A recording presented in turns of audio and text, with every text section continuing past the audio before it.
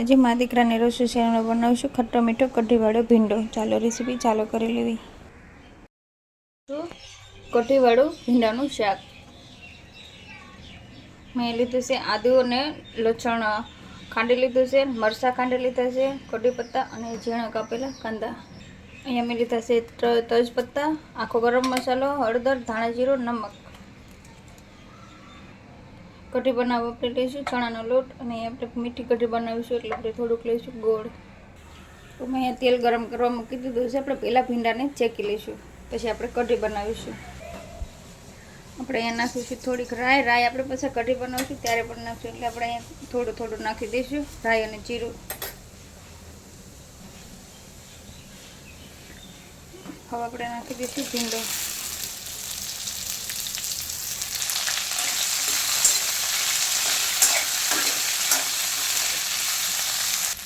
હવે નાખી દઈશ થોડુંક નમક. આપણે કઢી બનાવીશું એમાં નાખવાનું છે એટલે ધ્યાન રાખવાનું. હવે આપણો ભીંડો શેકાને તૈયાર થાય ધીમા ગેસ ઉપર ત્યાર સુધી આપણે કઢીનો મસાલો તૈયાર કરી લેવી.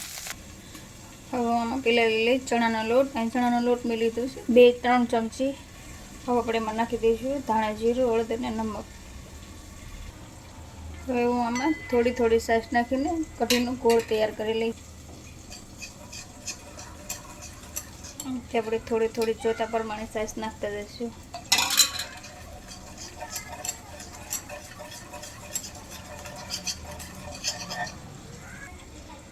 જો તમે લોટ ઓગાળી લીધો છે. હવે આપણે એમાં છાશ નાખીને થોડું આછું કરી દઈશું.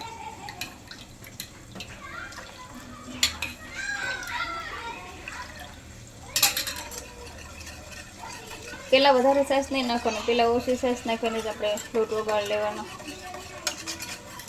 એટલે વાર ન લાગે. આપણે આ કાચી કઢીને રાખી દેવી ઝાડમાં અને આપણે સરસ ગુજરાતી કઢીનો વઘાર કરી લેવી. તો આપણે તેલ ગરમ થઈ ગયું છે. આપણે એમાં નાખી દઈશું થોડાક દાણા મેથીના.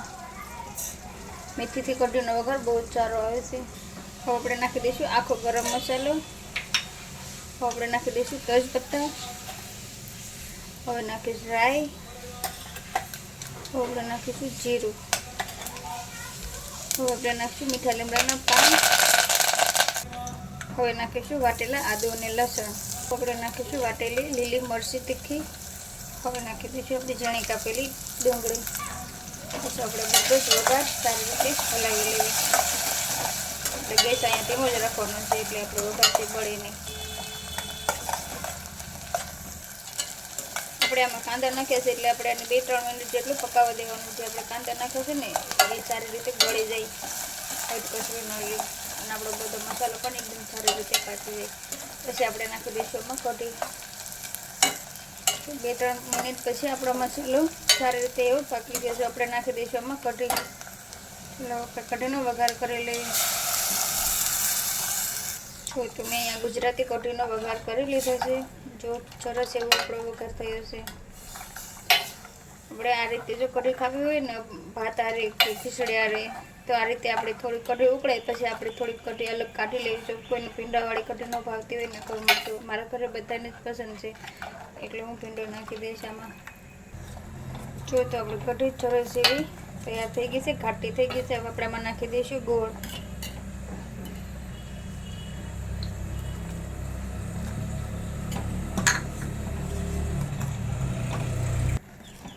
જો આપણે કઢીને 2-3 ઉભરા આવે ને પછી આપણે એમાં નાખી દઈશું ભીંડો. ભીંડો પણ મારો ઝાડમાં શેકાઈને તૈયાર જ થઈ ગયો છે.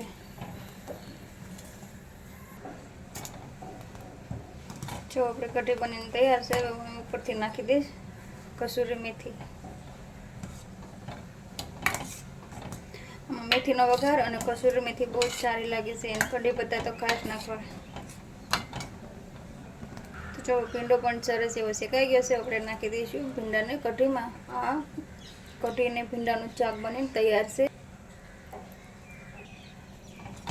જો તો ગુજરાતી કઢી ભીંડો બનીને તૈયાર છે. અને બાજરીના રોટલા અરે, જુવારના રોટલા અરે, ઘઉંની રોટલી અરે, ભાત અરે, ખીચડી અરે પણ ખાઈ શકાય છે. અમે ખાવાના છીએ આ કઢીની જુવારના રોટલા અરે.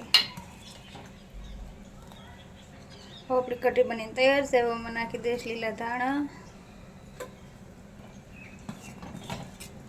જો તો આપણે ગુજરાતી કઢી બનીને તૈયાર છે.